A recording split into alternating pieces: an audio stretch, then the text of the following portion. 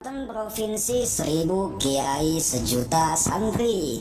Itulah julukan yang masyhur untuk provinsi yang satu ini. Tak heran jika nama Banten terkenal di seluruh Nusantara, bahkan dunia internasional. Sebab ulama yang sangat masyhur bernama Syekh Nawawi Al-Bantani adalah kelahiran di Serang, Banten, yang pernah menjadi ulama nomor 1 di dunia kala itu.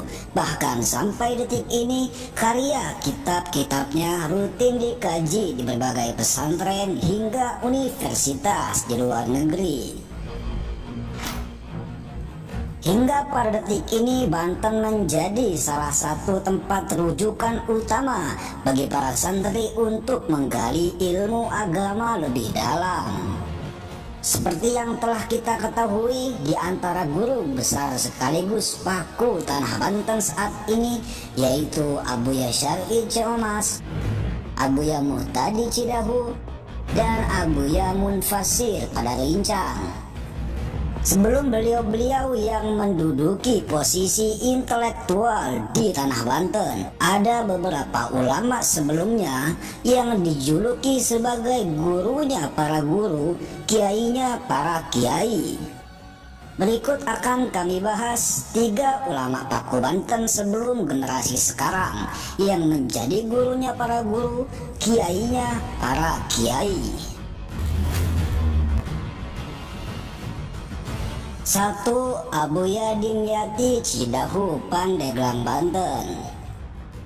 Abuya Muhammad Dimyati bin Syekh Muhammad Amin atau yang lebih dikenal dengan Mbah Dim merupakan sosok ulama karismatik asal Banten yang sangat luar biasa. Nama beliau ditulis dengan tinta emas oleh sejarah, sebab murid-muridnya tersebar di mana-mana, mulai dari tanah Banten sendiri, penjuru Nusantara, bahkan tak sedikit juga santri dari luar Indonesia yang berguru pada beliau. Di antara muridnya yang sangat masyhur yaitu Abuya Usuk Caringin, Abuya Munfasir pada Rincang, Habib Hasan bin Ja'far As-Segaf, Abuya Uci Turtusi, dan yang pasti Abuya Muhtadi dan Abuya Murtado yang merupakan putra dari Abuya Dimyati yang paling menonjol saat ini. Semasa hidupnya Mbah Dim dijuluki sebagai gurunya para guru dan kiainya para kiai, sebab mayoritas ulama di Indonesia kala itu rata-rata pernah berguru pada Mbah Dim. Jika membahas karomah kesaktian Mbah Dim, nampaknya tak akan ada habis-habisnya. Banyak sekali kisah nyata yang menceritakan saat beliau mampu membaca pikiran orang, berada di 2 tempat dalam waktu yang sama. Bahkan ada yang masih sering melihat beliau ziarah ke makam Syekh Abdul Qadir Al-Jailani padahal beliau sudah wafat. Beliau berguru pada berbagai ulama sepuh di tanah Jawa, yang mana kesemua gurunya bermuara pada Syekh Nawawi Al-Bantani. Yang lebih menakjubkannya, setelah beliau berguru, tak lama kemudian para ulama sepuh wafat. Mbah Dim merupakan penganut Thariqah Qadiriyah Naqsyabandiyah dari Syekh Abdul Halim, tetapi praktek suluk kepada para jamaah, beliau hanya mengajarkan Thariqah Syadiliyah dari Syekh Dalhar Watucongol. Nasab beliau tersambung hingga Rasulullah Shallallahu Alaihi Wasallam melalui Sultan Hasanuddin bin Syarif Hidayatullah Sunan Gunung Jati. Satu kisah unik saat pertama kali Mbah Dim datang untuk nyantri ke pesantren Mbah Dalhar Watucongol. Sehari sebelum kedatangan Mbah Dim, Mbah Dalhar berkata pada santri-santrinya, "Besok pondok kita akan kedatangan kitab banyak." Ucapan Mbah Dalhar ini membuat sebagian santrinya bingung. Dalam benak mereka berkata, kitab apa lagi yang akan datang ke pondok? Sedangkan semua kitab yang dikaji di sini sudah terpenuhi persediaannya. Keesokan harinya ketika Mbah Dim tiba di pesantren Bahdal Har, disitulah para santri mulai menyadari bahwa kitab banyak yang dimaksud Mbah Dalhar itu bukan kitab berupa buku, tapi ini merupakan bahasa kekaguman Mbah Dalhar kepada sosok Mbah Dim, seseorang yang sudah sangat mumpuni ilmunya, bahkan disebut-sebut sebagai kitab berjalan.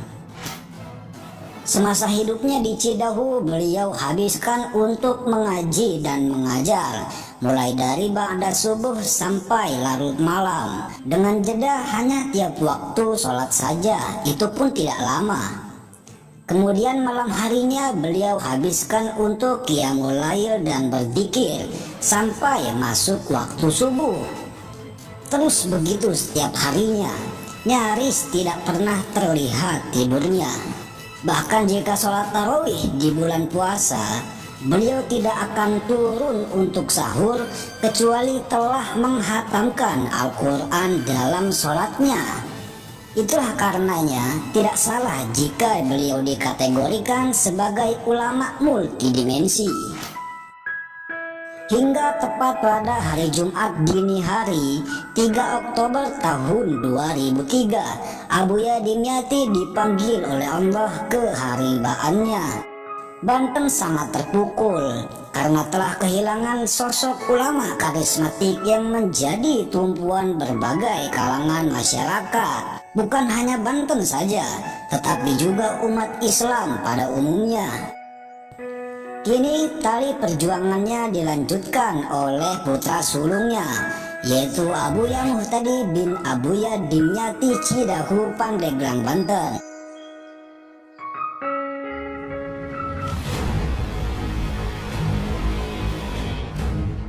Dua Abuya Sanja Kadukawon, Pandeglang, Banten. Ulama Paku Banten yang terkenal sebagai gurunya para guru dan kiainya para kiai berikutnya adalah Abuya Sanja Kadukawon Pandeglang, atau yang lebih diakrab Mama Sanja. Meski beliau tak ingin disebut Abuya atau Mama dan lebih memilih dipanggil Akang, namun nyatanya santri beliau tersebar di mana-mana. Bahkan para santri kala itu berpikiran, meski sudah mondok di mana-mana, belum lengkap rasanya ilmu yang dimiliki jika belum pernah merasakan ngaji alat di Mama Sanja Kadukawon, Pandeglang, Banten. Sebab itulah semasa hidupnya beliau dikenal dan dijuluki sebagai rajanya ahli Alfiyah. Alfiyah sendiri merupakan kitab klasik jenjang teratas dalam kategori ilmu nahwu sorof yang terdiri dari 94 bab 1002 bait. Isinya membahas detail tentang tatanan sastra bahasa Arab yang baik dan benar, karangan Syekh Muhammad Jamaluddin bin Malik dari negeri Andalusia yang sekarang bernama Spanyol, yang dulu masyarakatnya masih mayoritas beragama Islam. Baik, kita kembali kepada sosok karismatik Abuya Mama Sanja. Banyak sekali kisah yang menceritakan betapa tingginya mahabbah atau kecintaan beliau terhadap gurunya. Salah satunya ketika Mama Sanja bersama Mama Maribaya berguru ilmu alat kepada Mama Sadang, Jawa Barat. Kala itu masih di masa penjajahan Belanda. Sebagai salah satu ulama yang sangat berpengaruh, Mama Sadang, Jawa Barat diculik oleh pasukan Belanda dan meninggalkan ribuan santri yang menuntut ilmu di pesantrennya. Sehubung dengan kejadian itu, satu persatu santri Mama Sadang memutuskan untuk pergi dan meninggalkan pesantren. Hanya tersisa 2 santri saja yang masih menetap di pesantren. Setelah 3 tahun diculik, akhirnya Mama Sadang dilepaskan oleh pasukan Belanda dan kembali ke pesantren. Melihat suasana pesantren yang sangat sepi, lalu beliau bertanya pada istrinya, "Ini santri pada kemana? Kok sepi sekali?" Istrinya menjawab, "Semuanya sudah pergi dari pesantren. tinggal sisa 2 orang saja yang selama 3 tahun ini mereka selalu mencangkul dan mengurusi kebun setiap harinya.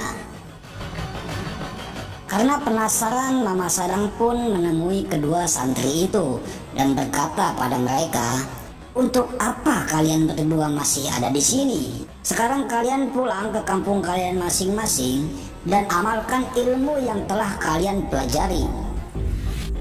Ya, kedua santri itu adalah Mama Sanja dan Mama Maribaya. Beliau berdua setia menunggu kepulangan gurunya meski harus menunggu bertahun-tahun lamanya. Sepulangnya dari pesantren Mama Sadang, keduanya berhasil mendirikan pesantren di daerahnya masing-masing.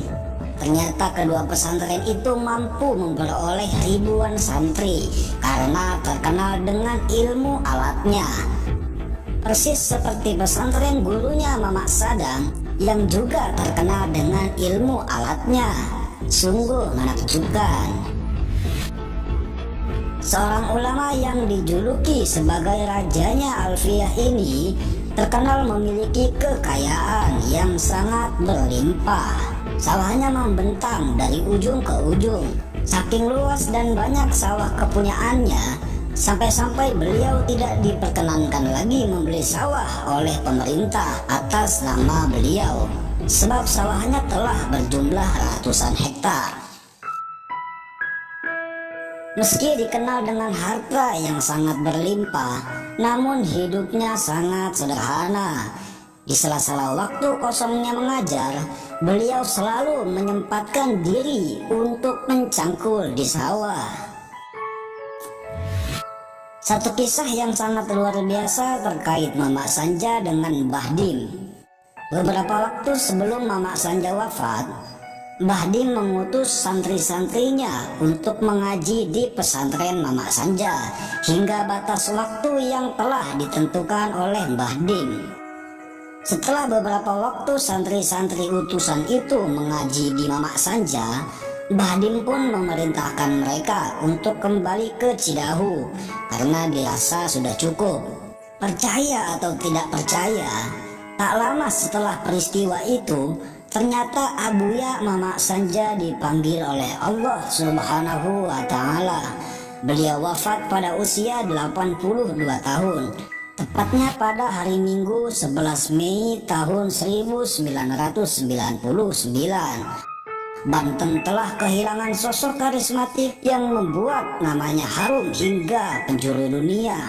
Sosok ulama yang dijuluki rajanya para ahli alfiyah pada masanya.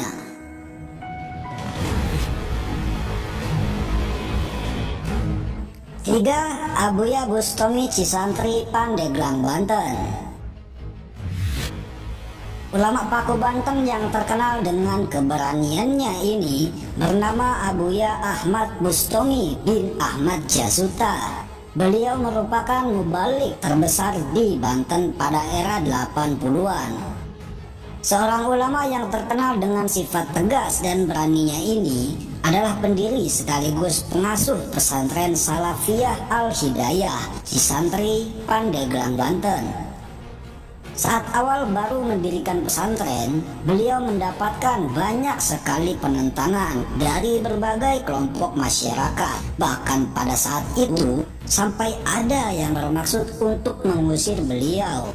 Dikisahkan pada suatu hari, datang sekelompok masyarakat yang jumlahnya puluhan dan mengepung rumah beliau dengan membawa berbagai macam senjata tajam.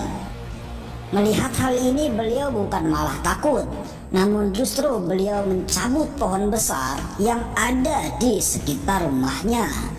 Kemudian kelompok pengepung itu pun gentar dan mengurungkan niat jahat mereka. Setelah menyaksikan langsung peristiwa menakjubkan itu, sungguh luar biasa. Itulah sebabnya selain dikenal sebagai ulama berilmu agama tinggi, masyarakat Banten juga mengenal beliau sebagai seorang ulama yang memiliki karomah luar biasa. Hal ini yang membuat beliau dikagumi oleh para kiai, sekaligus disegani oleh para jawara Banten kala itu. Dulu Abuya Bustami pernah dipenjarakan oleh salah satu manajemen terminal bis. Namun anehnya, selama beliau di dalam penjara, perusahaan terminal bis itu mengalami kerugian yang sangat besar. Dan banyak bis dari perusahaan itu mengalami berbagai macam kecelakaan. Wallahu a'lamu bishawab. Zuhud dan waro adalah prinsip hidup beliau. Ketegasan dan keberanian adalah sifat yang menonjol dari jiwa ulama yang satu ini. Di samping memang karomah beliau telah banyak yang menyaksikannya, di balik sikap tegas dan beraninya, beliau ternyata adalah sosok ulama yang sangat sederhana, santun dan tawadu. Banyak cerita dari orang-orang setelah sowan ke rumah beliau. Dari luar rumahnya terlihat cukup bagus, tapi begitu masuk ke dalam, ternyata sungguh sangat sederhana. Hanya beralaskan karpet dan tak ada bangku mewah. Kesan galak yang didengar dari orang lain tentang Abuya ternyata tidak nampak ketika berhadapan langsung dengan beliau yang begitu ramah dan santun menerima tamu-tamunya.